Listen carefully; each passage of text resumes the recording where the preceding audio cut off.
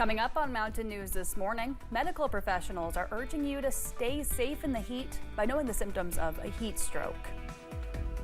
And State Auditor Allison Ball is now questioning the Cabinet for Health and Family Services' recent denials of eligible services, including Medicaid. Dedicated to Eastern and Southern Kentucky, this is WYMT Mountain News This Morning. Good morning and a happy Thursday to you, Mountain family. I'm Amelia Lee here on this June 26th at 6 o'clock this morning. Time to check on in with meteorologist Megan Dusmal on this hot Thursday. Megan, it is not nice outside at all. No, it's not. Unfortunately, this morning is already seeing those warm temperatures, and it's just going to get hotter as we head into the afternoon, but not as hot as it was yesterday. There's the silver lining. Here's a look at those temperatures this morning, mainly the 70s. And this afternoon, the low to mid 90s, a change from yesterday's mid to upper 90s. So I'll take it. Feels like temperatures will still be very warm because of that high humidity. And we do have some shower and storm chances in the forecast as we head into the afternoon and evening hours of today. Here's a look at that planning forecast. You'll notice the highest temperatures around that 3 o'clock, 4 o'clock time frame, and those rain chances ramping up as we're heading into the afternoon and evening hours. Amelia. The search continues for Philip Stilner. The 81-year-old Pike County man has been missing for roughly 3 months now. WYMT's McKinley Calandrino has the latest.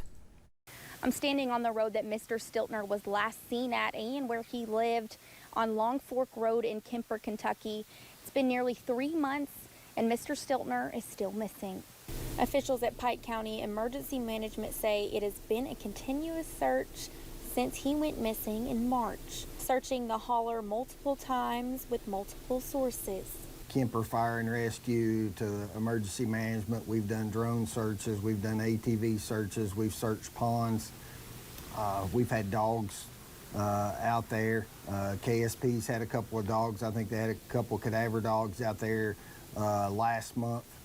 And until there's more leads, it's really hard to figure out. As of Wednesday, officials say they have no details on what could have happened, but they will continue to investigate leads they receive, keeping the family in the loop. One night a trooper called me wanting me to look at a jacket and identify it, see if it was Daddy's or not, that they had arrested somebody. And they sent me a picture of the jacket, but it wasn't anything Daddy would wear, it wasn't his. To return the grandpa and father that has been missing for almost 3 months. I love when he was just like Papa. And if anybody knows anything, please. The family needs to know what's happened to Daddy. Folks are reminded that if you have any information or any clues about Mr. Stiltner's whereabouts, to contact the Kentucky State Police Post 9 immediately. In Pike County, McKinley Calandrino, WYMT Mountain News. Stiltner's family says they will never give up searching for their papa and father. Well, the first witnesses were called yesterday as Brooks Houck and Joseph Lawson face trial in the disappearance and presumed murder of Crystal Rogers. Yesterday morning, the Commonwealth and Houck's attorney both made opening statements, while Lawson's attorney waived his right to give an opening statement. The first witness called to testify was Rogers' daughter, Kylie Fenwick. Another woman who saw Rogers disappear on July 3rd of 2015 was also called to the stand. A former University of Kentucky student who was sentenced to 12 months in jail for a campus assault incident was released early last month. Sophia Rosing was sentenced after she pleaded guilty to the incident that happened in November 2022.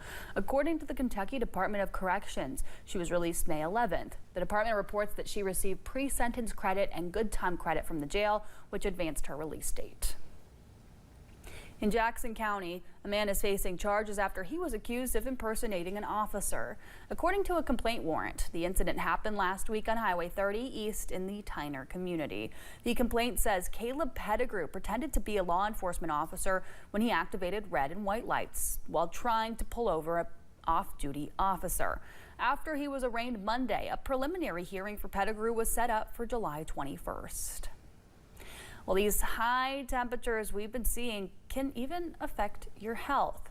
Medical professionals are urging you to stay safe in this heat. This can mean wearing light-colored clothes, drinking plenty of water, and reapplying sunscreen every 2 hours. They say it's also important to know symptoms of a heat stroke. Sweating, headache. If you start having chest pain, anything like that, you need to come to your nearest clinic or ED for evaluation, because heat stroke, heart attack are both very real from this. Fugit says if you start to overheat, try to get inside to cool down and hydrate. Well, some outdoor workers in Somerset are making adjustments due to this heat too. Tanner Hodge, the operations manager of Big League Roofers, says taking breaks is key. We also make sure that shade and breaks is a very, very important thing.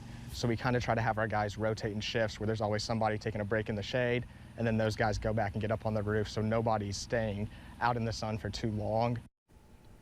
And on days like yesterday, Hodge says they'll stop working during the afternoon when the heat's harshest. He says temps on top of roofs can top 130 degrees.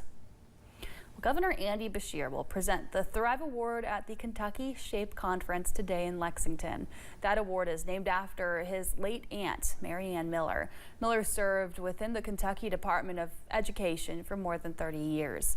Last year's recipient was Pritchard Committee CEO Bridget Blom, who was a guest on Issues and Answers back in December. The governor will also host his weekly Team Kentucky briefing today in Frankfort. We do understand it's scheduled to start at 1:30 this afternoon. He plans to give updates regarding the state's response to natural disasters, among other things. Well, we are hearing more about issues with Medicaid coverage throughout the Bluegrass. State Auditor Allison Ball is now questioning the Cabinet for Health and Family Services' recent denials of eligible services, including for Medicaid. Trina Martin's 9-year-old daughter, Eleanor, is just one example of Medicaid denial. Eleanor has Down syndrome and was receiving Medicaid services. But in late March, when it was time to reapply, Eleanor was denied.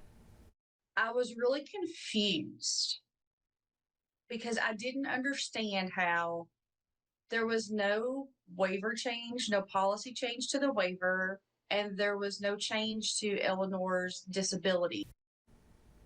In a statement, the Cabinet for Health and Family Services says it's been transparent about the issue, which it says resulted from a subcontractor. The Cabinet also says 112 cases involving children have been corrected. A new report from the White House presents a more favorable outlook on the big, beautiful bill's impact on the economy.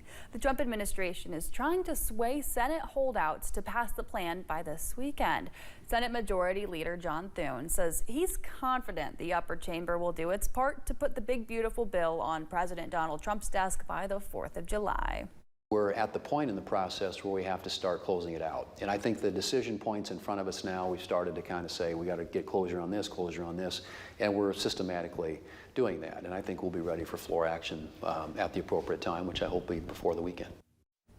Democratic Senator Amy Klobuchar says there is a reason the GOP gave themselves a deadline, claiming they don't want people to see what's in it. All 15 of Indiana's public colleges and universities have committed to a 2-year tuition freeze. The announcement was made earlier this week by the administration of Indiana Governor Mike Braun.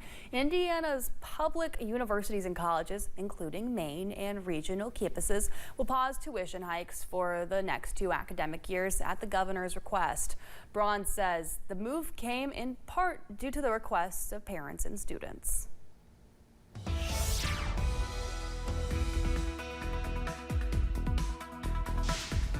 Just looking at a mixture of partly cloudy skies to mostly clear skies throughout the region, and it is not raining. There's a good start to the day, but we do have chances for rain and storms as we head into the afternoon hours, and chances for strong storms as we head into the evening hours. Now we are seeing a little bit of some fog this morning, especially for our southwestern counties. Densest fog as you're traveling to some portions of London, so drive carefully as you're heading out the door this morning. Current temperatures are sitting in the 70s, so we are off to a hot start, but it'll get even warmer as we head into the afternoon. A mixture of the low to mid 90s is what you can expect, and we'll see the highest temperatures of the day around that 4 o'clock time frame. UV will be highest between 12 and 2. Amelia. Well, thank you for joining us on Mountain News this morning at 6:09. Dozens of new